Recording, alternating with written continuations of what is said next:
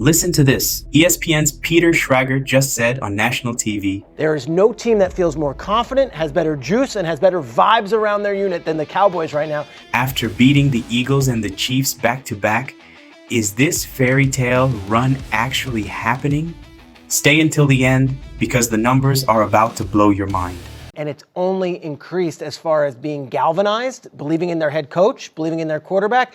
They just beat the two teams that played in the Super Bowl in back-to-back weeks, and now they're going to Detroit, which is a road game. It's different.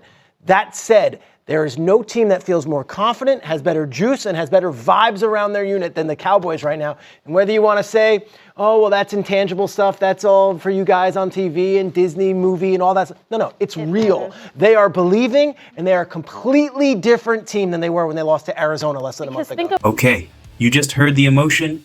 Now let's talk cold, hard football. Jeff Saturday went full analyst mode and explained exactly why Dak and this offense are literally unguardable against this Lions secondary tomorrow night. You're not gonna believe the matchup nightmares he exposed. Jeff, you talked about being all in on the Cowboys, and you think this is a good matchup for Dallas on the road. Yeah, they stack up exceptionally well. I mean, you think about Detroit just put another defensive back on IR at the beginning of the week. You got George Pickens and CeeDee Lamb, who have eaten against everybody. They love to run man coverage, the Detroit Lions. They run at a 60% clip. George Pickens is the leading receiver in the NFL against man coverage. So I'm not sure which changes, if they change their coverage or they figure something out. Dak has been unshakable, and their offensive line, the Cowboys' offensive line, is really good. So when you look at that, it's going to be a track meet, and I don't know that Detroit's going to have enough offense, especially if St. Brown can't play or is even limited in how he plays to go match score with this Dallas Cowboys team. Green Bay just showed the blueprint. They did 6th and 7th man protections just to protect Jordan Love, and they let their receivers go and attack big chunks downfield. Dak Prescott has been better than Jordan Love consistently in this season, and there's no way, the way that you would try to slow down a quarterback like that is confusion. It's like you trick him. You're going to play man, but you're going to convince them something else. You can't trick Dak Prescott. He might be the smartest quarterback in football when it comes to pre-snap reads, preparing his team, getting him in the right situations. Then on top of it, if you just get the ball into CeeDee Lamb's hands, and he may not even be the best with that ball in his hands right now, or just get it to them against man coverage, against a backup secondary, who's going to tackle them? These guys are playing really well. I think this matchup is tough for the Lions. They're going to have to show a bunch of grit, which is their favorite word, so we'll find out what they're made of. I might be saying this every week until we get to the playoffs with Dallas, but I was in the building the week after the Marshawn Kneeland tragedy, the week after the bye, the week they were acquiring Quinnen Williams and getting him on the field when they played the Raiders, and I came in that next Wednesday and said, something's different with this team. All right, so the X's and O's are completely on Dallas's side, but the real question is, can they actually finish the fairy tale? Jerry Jones went on radio yesterday and dropped the playoff math that changes everything. Look at these numbers.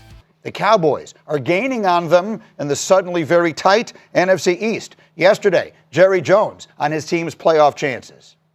Our best shot, I think, is to win the division. I really am pleased with how this team has come together over these last 2 or 3 weeks. I'm excited about what we've done, how we have evolved, and it would be a fairy tale, not total fairy tale, but it would be wonderful to pull this thing out, get in those playoffs, and have this staff make a run at it. We've got the personnel that we can compete like that.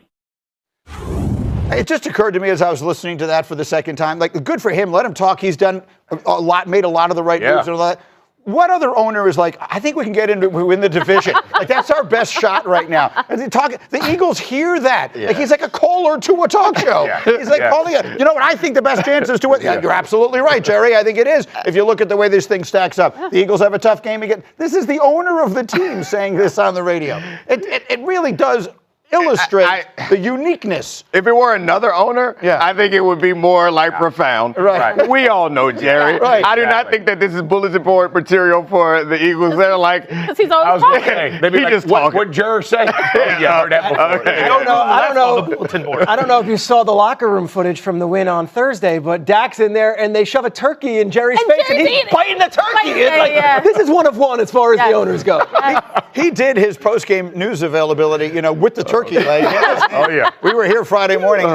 No one is more excited. So anyway, to circle it back, here's the thing. He's 100% right. Yeah. Their best chance probably is to win the division. So there it is, Cowboys Nation, from 3-5-1 and written off to beating the last 2 Super Bowl teams, having the best vibe in the league, and 1 win away from controlling the NFC East race. This isn't just a hot streak anymore. This feels different.